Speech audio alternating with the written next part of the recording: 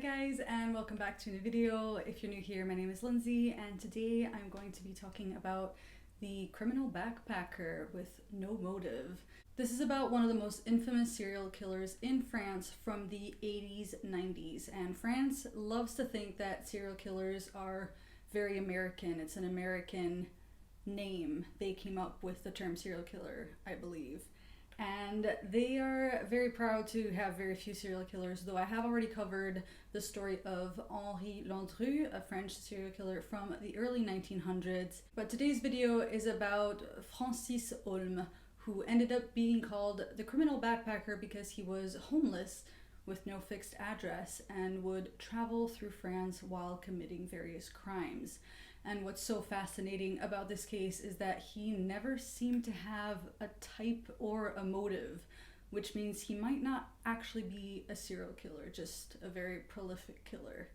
Before I start, I would like to give you a heads up, a couple of disclaimers. This video mentions rape, the murder of children, as well as abusive relationships and self-harm. So if these are topics that you would rather not hear about just now, that's absolutely fine. Please click out. I have other true crime videos on my channel, as well as more wholesome hamster content. There is more Christmas hamster content coming up if you follow my channel and enjoy hamster stuff as well. But I just wanted to give you a heads up, and if you would like to see more of me or the videos I create, please remember to subscribe. It makes me very happy to see new members join every day. Without further ado, let's just get started.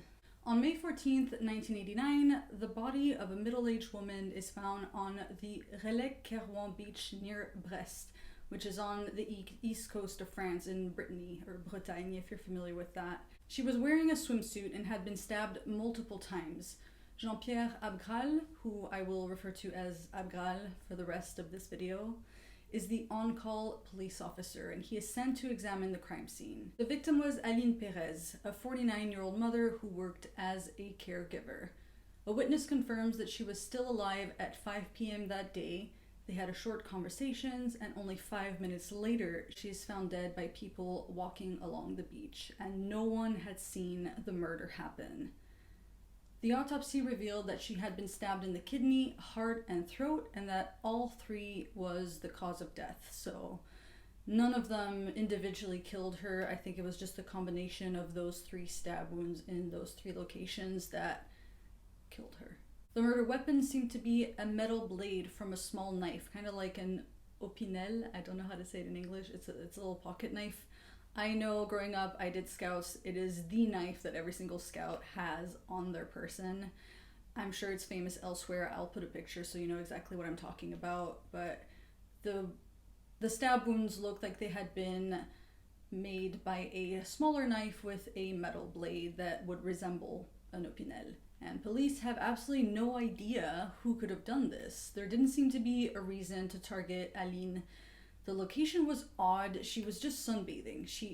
No one would go to a public place that has a potential crowd or potential witnesses like a beach. I mean, I don't think anyone knew she was going to go sunbathing. Maybe it was a last minute decision. It definitely did not seem premeditated, and she didn't know, like, they didn't know of anyone who would want to hurt her. A witness came forward to tell police that they had seen two disheveled men walking around the beach. They were poorly dressed, and something that stood out to the witness. They noticed how disheveled these people looked, and it is important to note that quite close to the beach, there is an Emmaus Center, which is, if you're not familiar with the Emmaus community, it's basically a charity that helps the homeless.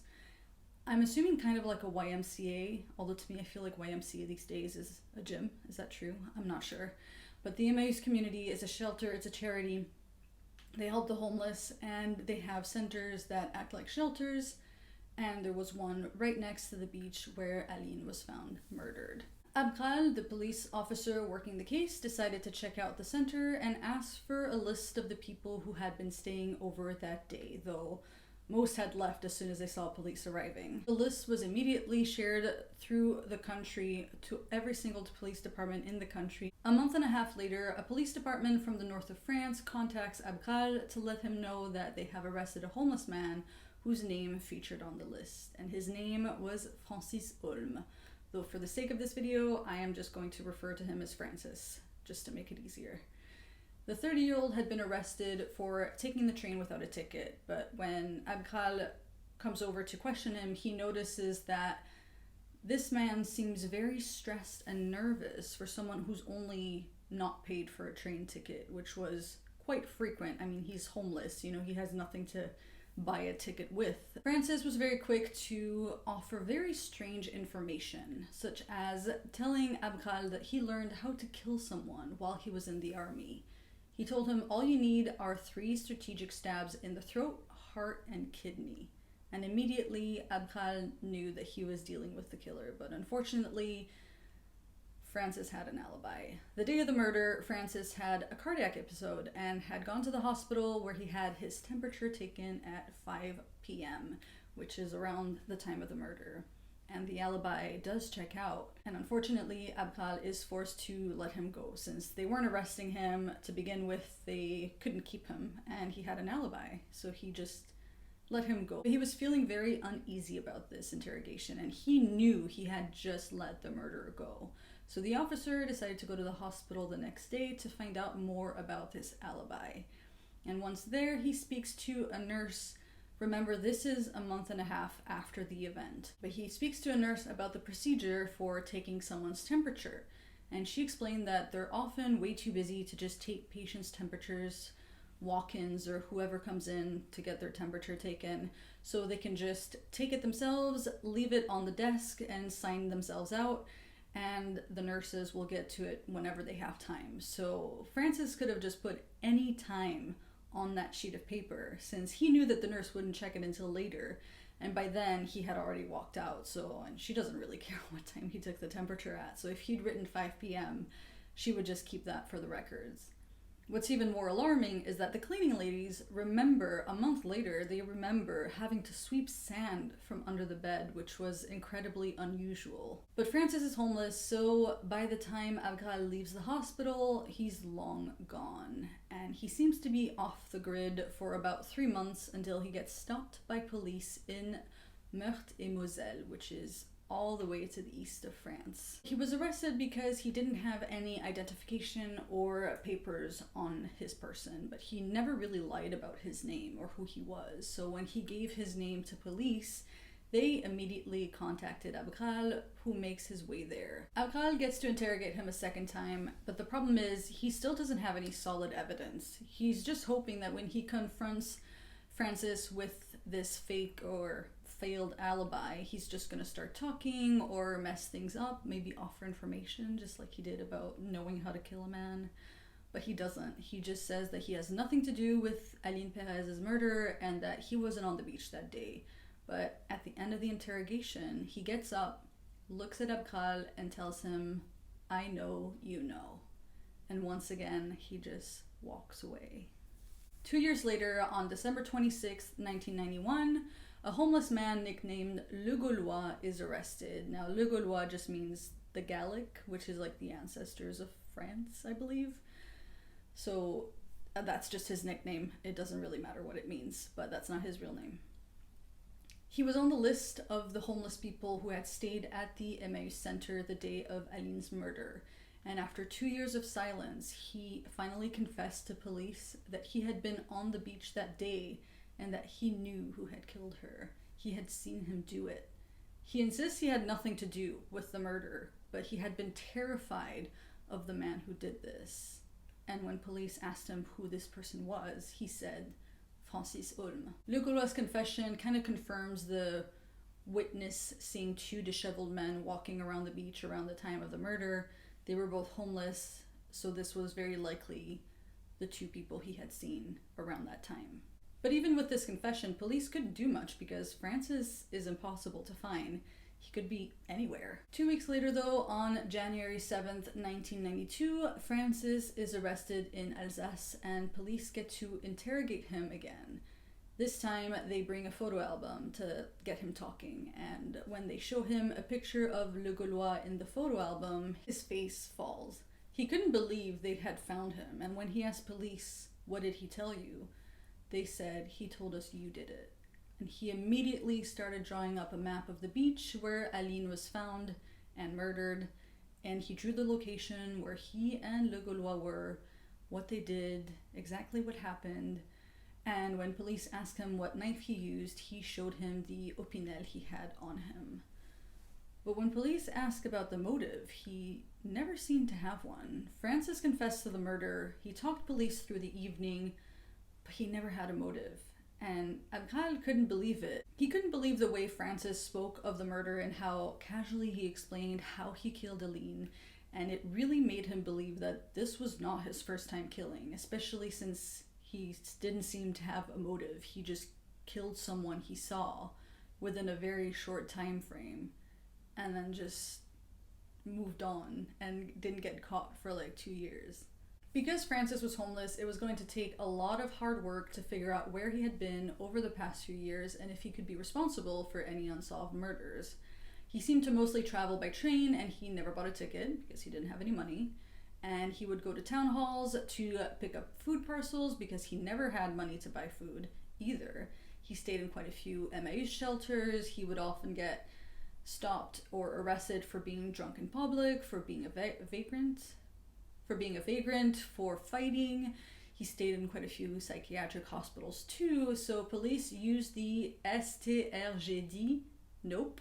STRGD. I'm saying it wrong because I'm thinking in English and saying it in French. It's basically a service that maps all of the places he got arrested, all of the places he used food banks, the places he used shelters, and they end up with a vague idea of his itinerary. I mean, this was incredibly hard work. It took ages to put together this vague itinerary of where this man went, because he would just travel wherever he wanted. He didn't really stop anywhere for any particular reason. And police realized that he had gone through 87 departments in France, which, if you're not aware, France is basically divided into departments. There's about, almost 100 of them, if you don't count the French Isles, such as Martinique, Guadeloupe. And it's basically the equivalent of finding out that someone had been through 48 states and the only two he didn't go through is like Alaska and Hawaii. That's the equivalent for something, if that helps you at all. So to compare the location and the timeline, they had about 44 unsolved murders he could potentially be linked to. And they tried to narrow it down by only looking at savage murders that didn't have an explanation or a motive. And they realized that looking at the victims of those murders, there is no profile. You have children, you have older people, you have men, you have women. If he's responsible for any of these, he just seems to be out there killing at random. Before I start talking about the other murders, I'm going to give you a little background on Francis. He was born on February 25th, 1959 in Metz, which is in the east part of France. And he is the firstborn child of Marcel and Nicole Heaulme. His mother was a cleaning lady, his father was an electrician, and when Francis turned 7, the parents welcomed a baby girl named Christine. Both parents worked full-time, but whenever they were home, the father would drink a lot and be very violent towards his wife and kids, and both kids usually witnessed their dad beating their mom, and he would be very mean and strict with them. Francis grew up pretty much seeing his mom as a saint and his dad as a savage, though his mom was very depressed. She drank quite a lot as well. She was very absent, at least emotionally. And there were just quite a few times where the kids weren't fed. The dad would spend his money on alcohol and he would bet on horses. And Francis ended up getting nicknamed Felix the Cat because he would get his hands on a couple of coins. He would steal some money, go to the corner shop to buy cat food, which was apparently cheaper than human food. I'm not sure what his reasoning was, but he was quite young. He couldn't cook, so he just got his hands on whatever he could find and would eat it. And people found out about it, hence the nickname. And he didn't seem to care. Actually, he kind of leaned into it. People called him Felix to the point where people actually didn't know his name wasn't Felix, that his name was Francis. The entire neighborhood just knew him as Felix. He was obviously very affected by his dad's violence. He always stood out at school. He was very shy and reserved. He would just kind of sit against a wall during recess and didn't seem to know how to interact with other kids. He had some developmental issues, especially mentally. He seemed a little bit slow. I'm not sure if that's the appropriate term, but he didn't have the same intellect his peers had. And his dad actually often called him names and made fun of him for being different, for just being a little bit odd. And he got bullied quite a lot at school as well, not just at home. But he did try to get in between his mom and dad fighting once, and his dad locked him up in the basement, tied him up with some wire, and just left him there for a while. And although he was pretty quiet at school, he would often have a lot of mental breakdowns at home. And his parents could not manage him, or maybe they just couldn't be bothered trying to manage him. They didn't know what to do. They both were alcoholics. They didn't have time for his antics. So his mom sent him to boarding school at 13. Social services noticed that he seemed to be very close to his mom, to the point where it was a little too close. Even his sister said that he was still in the womb. And they suggested the separation, but that never really happened. However, once he's a teenager, he does join a school for difficult children and trains to become an electrician, just like his dad. Over the years, he gets into cycling, he joins a club, he starts working on construction sites.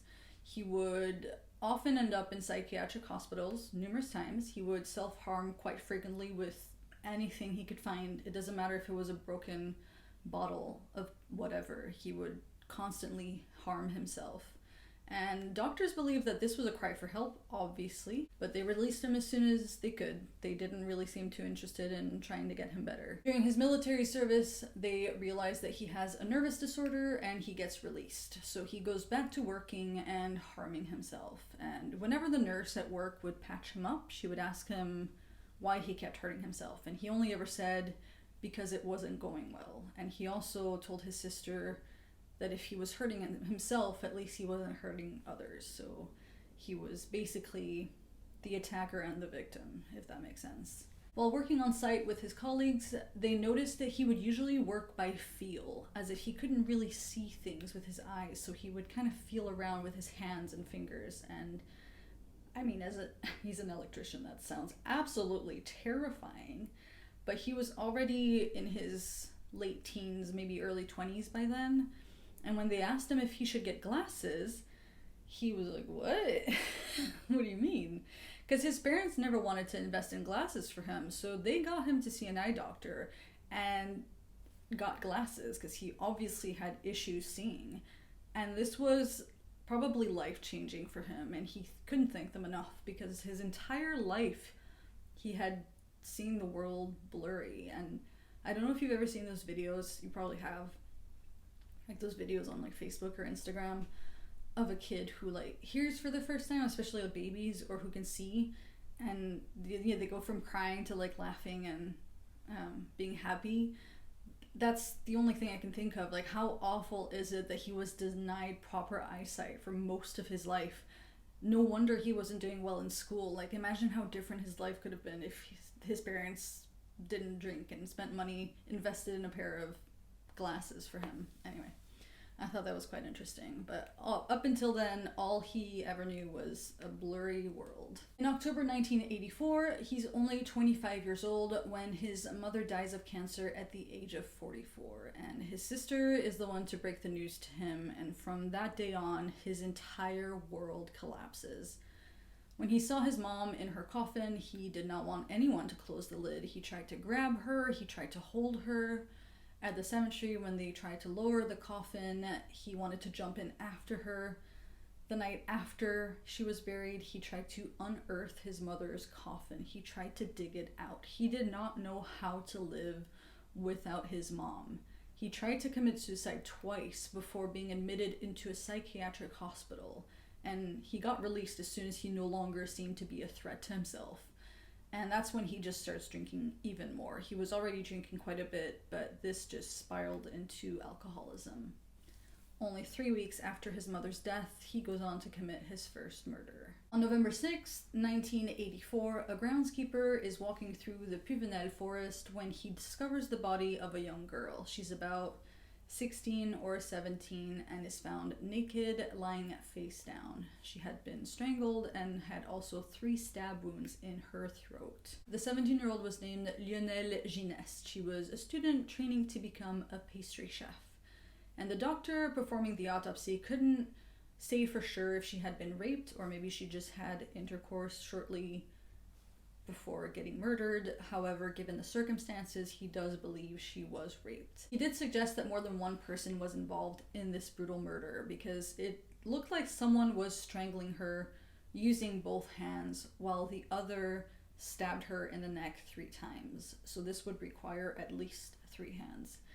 And she did try to prevent the strangulation. It's absolutely awful. She tried to put her hand under the cord or whatever was used because you could see the imprint of the ring. She had a little heart-shaped ring on her finger and you could see it against her neck, just getting in the way of the cord, trying to save herself. Lionelle was a really beautiful and dynamic young girl who was so excited about life and so excited about becoming a pastry chef. Her mother described her as very mature for her age and very modern, although I'm not quite sure what that means. She had just spent the day in Metz and she had missed her train home, so she took the following one. And she arrived at her hometown's train station around 8 p.m. People saw her walking in the direction of her house, but she stopped at a phone booth to call her boyfriend and let him know that she was going to hitch a ride home. She didn't want to walk the rest of the way. It was quite late, it was quite dark, and she decided to just hitch a ride. Her family had already finished eating dinner and her mom was waiting for her to come home. She watched 9 o'clock pass by, then 10 o'clock, then 11 o'clock, midnight, until 2 a.m. when she finally knew that something very wrong had happened. She could just feel it. And she was right, Lionelle never did make it home that night. Her murder went unsolved for over a decade, and to this day, her mother still cannot sleep at 2 in the morning. She keeps waking up feeling like her daughter is calling for help. And that is one of the most heartbreaking things I've ever heard in a case so far. In 1994, once Francis is already in jail for the murder of Aline Perez, one of the police officers who worked the Lionelle case wondered if he could have anything to do with this case. And the reason he believed Francis could be involved is because he grew up in that area and he actually lived there at the time. So they get him out of prison, question him, and ask if he knows the Puvenelle forest. They didn't want to dive right in and say, did you murder Lionelle? They were just trying to get some information like, you're from the area. Have you ever heard of this forest? And he's like, do I know it? Yeah, I used to cycle there all the time with my cycling club. And it takes him a while, but he does eventually admit that he and a friend picked Lionelle up to drive her home, and that was it. Nothing else happened. She was looking for a ride. He and a friend were in a car. They picked her up, drove her home. Obviously, we know that's not what happened. She never made it home. But 2 interrogations later, he admits that the driver picked her up, and when he started driving in the direction of the forest, she started screaming, "It's not that way," which must have been absolutely terrifying, realizing that you're in a car and it's not going in the direction it should be going in. Francis held her down so she wouldn't escape, and once they get to the woods, the driver stopped, took Lionelle out, and Francis waited in the car listening to the radio. And I'm just gonna keep going, I'll share my thoughts later, but 15 minutes later, the driver comes back after saying, "Fuck off, bitch." This is a rough translation. And then left. They left. That's it. This man, so Francis' friend drove the girl there. He kind of helped her, got to the forest, just left with her in the forest. He listened to the radio in the car, no questions asked. And then they just left. But he did another drawing to show police exactly what happened and where, and he insists that he did absolutely nothing wrong. He was just in the car, and that's it. And the driver did everything. Police asked him for the name of the driver or his friend, and he kept giving them wrong names. He'd tell them it's, let's say, Smith. And the police are like, "All right, cool, Smith. Are you sure?" He's like, "Nah, it's not Smith." And they're like, "All right, cool. Who is it?" He's like, "No, it's Bob." And they're like, "All right, cool. It's definitely Bob then." He's like, "No, it's not Bob." And he just kept going on playing that game, and I don't think he was taunting them. I think he just genuinely thought it was fun. But he eventually keeps giving them wrong names until he tells them that he's bored. He doesn't remember the name, and if he does remember the name, he'll just tell the judge that whenever the judge asks him, he'll give them the name if he can remember it. That's it. And he did. The judge asked him what his friend's name was, and he said his friend's name was Joseph Molins. And Joseph is immediately arrested. He confessed to the crime, however, his version is a little bit different, obviously. As you can imagine, Francis's version didn't really seem very accurate. Joseph's version is that he was the driver because Francis cannot drive. He never learned how to drive, and he genuinely physically could not figure out how to drive a manual car. That was period. There is no situation in which Francis could have driven.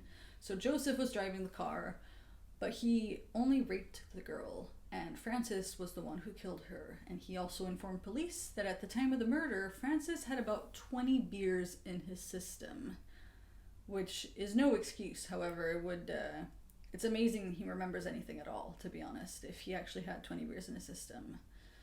But we are getting ahead of ourselves, obviously. Remember, Lionel's murder goes unsolved for years and years, and in the meantime, Francis keeps killing. In October 1985, he finally loses his job because of his drinking problem. His sister gets married, his dad finds another partner after the wife died, and he's on his own. He has nowhere to go, so he ends up staying at his grandmother's house for a little bit. But she is also an alcoholic, so he just keeps spiraling out of control. He's still living at his grandmother's place near Montigny-les-Metz in the east of France, close to where he grew up. On September 28th, 1986, 2 children are found dead in the area. He was working on a construction site a few hundred meters away, and although he wasn't an initial suspect, police decide to interrogate him years later to see if he had anything to do with their deaths. Patrick Dills had served a 13-year jail sentence for the double murder before being found innocent in 2002. The story of Patrick Dills and the miscarriage of justice associated with it deserves its own video, but once this man is exonerated, police wants justice. And Francis seems like the perfect suspect for the murder of Cyril Bénin and Alexandre Beckrich. They were both 8 years old and were found stoned to death along a train track in Montigny-les-Metz. Francis insists he has nothing to do with their death, but claims that they threw rocks at him when he cycled past, and when he cycled back, they were already dead. Now, there's a lot to say about that statement alone. The fact that he even saw these kids, I have a really hard time believing that he has nothing to do with this. And he's coincidentally, I know coincidences happen, but that he's coincidentally in the area, sees the kids, and that they threw rocks at him when that's their cause of death. But although it's very suspicious, there is absolutely no proof that he had anything to do with this, and he keeps denying his involvement. On December 29th, 1986, at 4:45 a.m., 26-year-old Annick Maurice is on her way to work. She only has about 500 meters left to walk, but she never makes it to work. When she's walking through a tunnel, she gets ambushed by Francis and 2 other men. They were completely drunk, and they had just escaped a detox center, so it's one of those centers that you go to sober up. I'm not sure if it was just overnight, but they had gone there to sober up and managed to run away so that they could go drinking again. She goes missing for about 6 months until somebody finds her body along the highway, and she had been hit on the head before being strangled. On June 22nd, 1988, Georgette Manès and Guylaine Ponsard catch Francis inside their home. He had broken in and was going through their stuff, not expecting to be caught, and when he does get caught, he stabs them both. And this is one of the very few murders that seems to have a motive. This is the only one that technically seems like he would have a good reason to, well, it's not a good reason, but have a reason to murder them, is because he got caught trying to ransack their house. On April 5th, 1989, 10-year-old Joris Vidil goes missing from a campsite.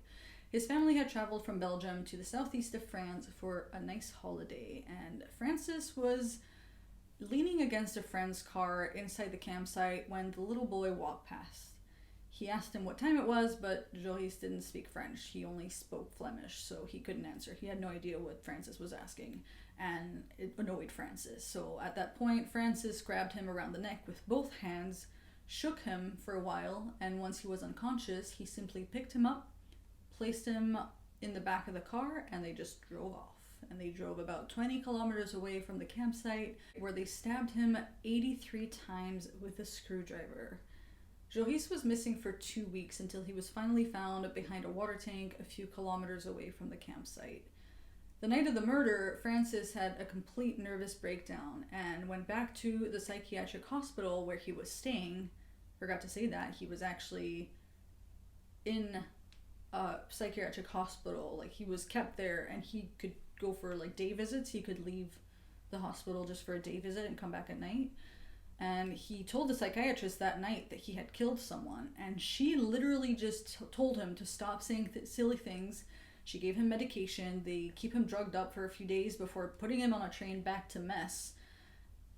And that was it. Like, probably because he was homeless, I have no idea. They just wanted to get rid of him. They didn't want to deal with him. As soon as he wasn't a threat to himself anymore, or he didn't seem like a threat to other people, though he did literally tell her he killed someone, no one made the connection between what he said and the little boy missing the next day. So for 2 weeks, no one knew what happened, and for years, no one knew who did this. We never end up finding out who the accomplice was, because Francis kept giving different names again. This time, he never actually did give a real name. And he also insisted that he never hurt Joris, even though he confessed to the murder that very night to the psychiatrist. He insists and tells police that he wasn't the one to hurt Joris at all. The following murder was Aline Perez in May 1989, which we've already spoken about, and it's the first time he gets questioned for a crime he committed. This is the first time he actually gets arrested, and although we already know, it takes another 3 years to finally stop him. In the meantime, on July 18th, 1989, 30-year-old Sylvie Rossi is a bar hostess who picks Francis up when he's hitchhiking in Reims, which is, again, east of France. She was on her way home when she spotted him. He was hitchhiking, and she decided to be kind and give him a lift. And he wanted to go home, and by home he meant back to Metz, which is a 2-hour drive. So very obviously she's like, no, I'm not driving you 2 hours. I can drop you off, like 3 streets away if you want, but I'm not driving 2 hours. And he hated that she refused to drive him home, so he couldn't drive himself anyway. And he was running out of options to get home. So he just starts beating her up, and she manages to stop the car. She gets out, starts running, but he catches up to her, kicks her so hard that it ruptured her liver, and she's found the next day naked and dead, although this one didn't seem to have an accomplice. It was only Francis. On May 7th, 1991, 14-year-old Laurence Guillaume goes missing. She had gone on her own to the local fair in Metz on a Saturday night, and once she was there, she met up with cousins and friends. She had some fun, and she left the fair alone on her motorcycle, or her little scooter. Obviously, she's 14. She's not actually driving like a straight-up motorcycle, but she had those little scooters that she was allowed to drive. She left alone that night, and at the fair was Francis. He had become friends with one of her cousins, Michelle, before he actually managed to convince Michelle to follow her home. And before she even got the chance to come home, they both ambushed her. Her cousin raped her while Francis stabbed her 12 times, and she went missing for a month. She was found on May 9th, again completely naked. On January 5th, 1992, 65-year-old Jean-Remy is found stabbed to death at the bottom of a cliff in Boulogne-sur-Mer. And it was shown in a reconstruction of the scene that he was stabbed before being pushed off a cliff. I'm not sure if he died before being pushed off a cliff, but that is a horrendous combination.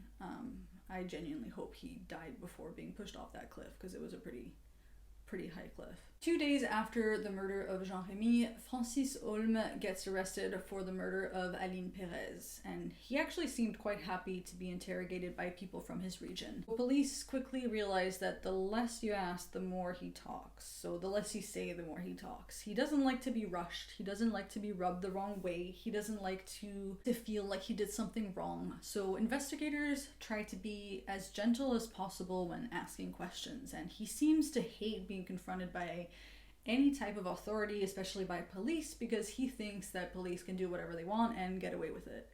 And, he's not completely wrong, but he actually did show quite a lot of respect to the judges in court, and he was surprisingly always very polite when answering questions. He was accused of 8 murders, and he became a media sensation during his first trial in 1994.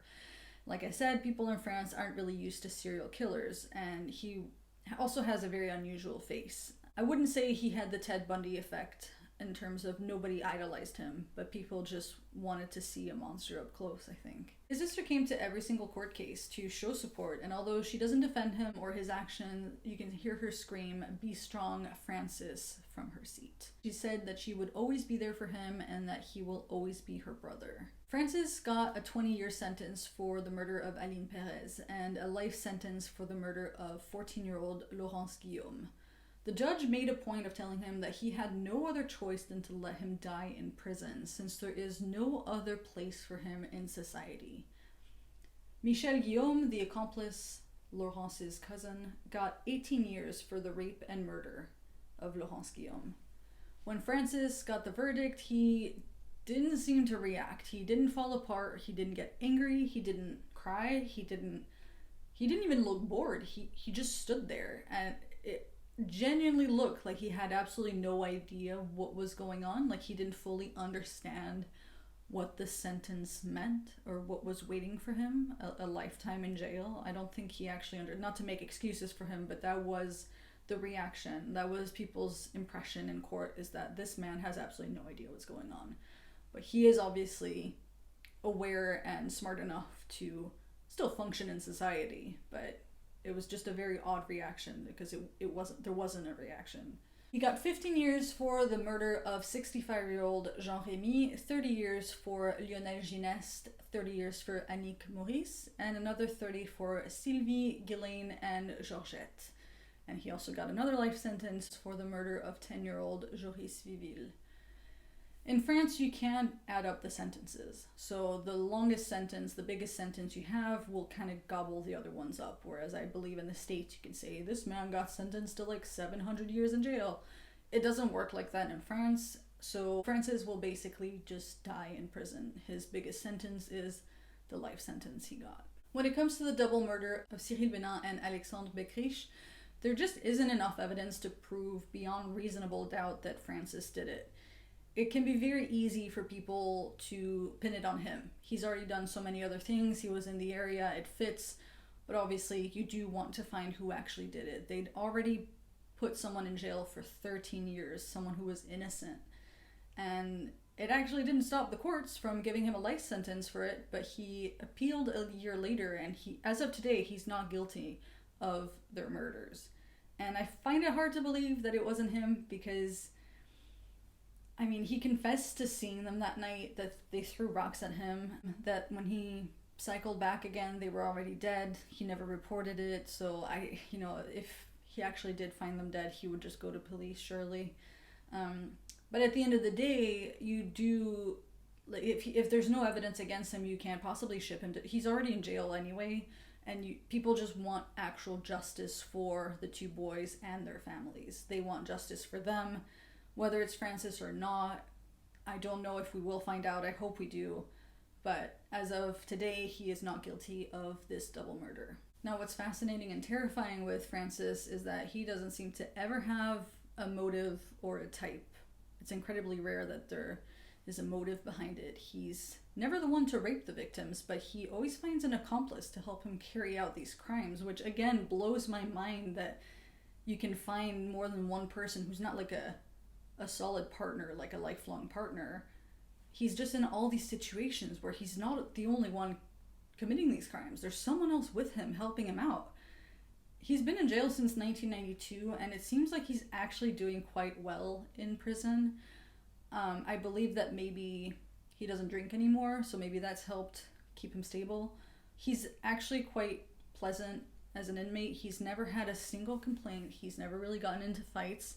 And it's incredibly rare for inmates of this nature, and also who are serving like a life sentence, to be this pleasant or this easygoing. And although I will never defend his actions, I can't help but feel like society completely failed him. He kind of never stood a chance growing up, and he put himself in a psychiatric hospital over 100 times until he got arrested. If anything, he's finally getting the help he needs in prison. The reasons he would go into a psychiatric hospital was for mostly nervous breakdowns, but also to help sober himself up and quit alcohol. But they were just so quick to dismiss him and send him on his way. And I think for the most part it was probably because he was homeless. He probably didn't have any value in life to them. Just want to make that clear to them. You know, he doesn't work. There's definitely that prejudice against homeless people. And the fact that the psychiatrist heard him say he killed someone and just brushed it off. Like, I feel like that psychiatrist should be on trial as well. Like, they should get a sentence for that because it would have prevented 4 more murders. As for the term of serial killer, the only link between the victims seems to be that they crossed paths with him at the wrong time. There seems to be no rhyme or reason, and unfortunately that means that you can't really call him a serial killer. I do believe that if France still had the death penalty, he would have gotten it though. But in terms of labeling, I'm not quite sure what to call him. If anyone knows more about that, please comment down below. But that's it for today's video, guys. I hope you enjoyed this video. If you had never heard of this story, please comment down below. If you had, how? Because I only heard about it last week and I'm French. So it was very interesting to cover this case. And I am considering doing a separate video about Patrick Dills, the one who got sentenced for like 13 years, served 13 years for the double murder of the 2 children, and was proven innocent. So I might do a video about that because that's another miscarriage of justice that could be very interesting to look into, and also because obviously the case is still unsolved. So I do prefer solved cases, but I think it would be really interesting to look into that. So anyway, I'm just rambling at this point, but thank you so much for watching, and I will see you in the next video. Bye.